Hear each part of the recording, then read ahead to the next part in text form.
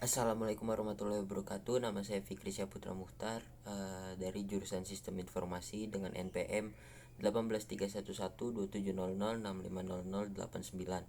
Pada kesempatan kali ini saya akan menjawab soal UAS dari mata kuliah Pengolahan Data Terdistribusi dengan dosen penguji yaitu Pak Denny Dayatullah.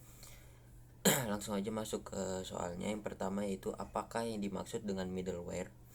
Jadi middleware adalah perangkat lunak komputer yang memberikan layanan untuk menghubungkan bagian-bagian berbeda dari sebuah aplikasi dengan sistem operasi.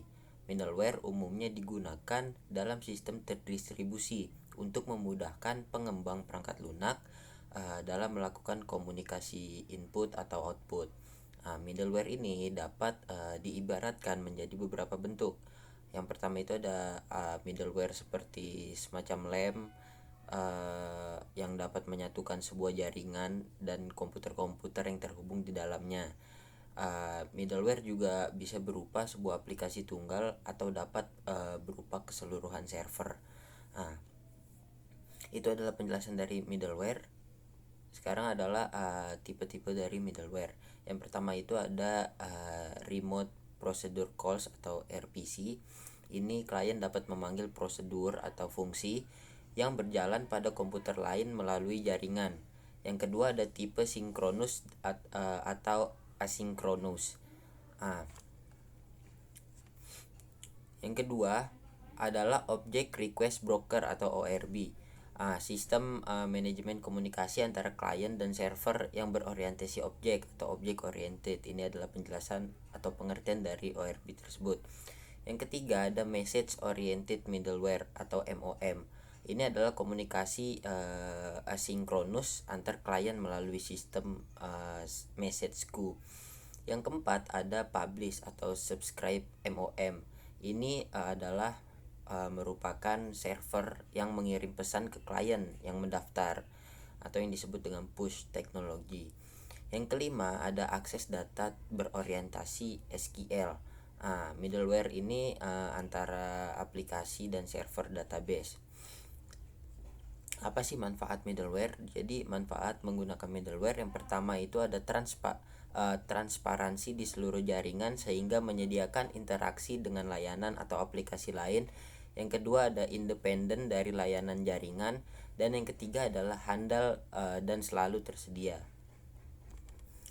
Selanjutnya kita masuk soal nomor 2, yaitu dalam mempelajari SQL kita mempelajari istilah DDL dan DML.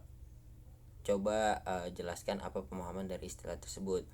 Jadi DDL atau Data Definition Language ini adalah kumpulan perintah SQL yang dapat kita gunakan untuk mengelola, mengubah struktur data type dari objek pada database seperti index, table, trigger, view, dan lain-lainnya.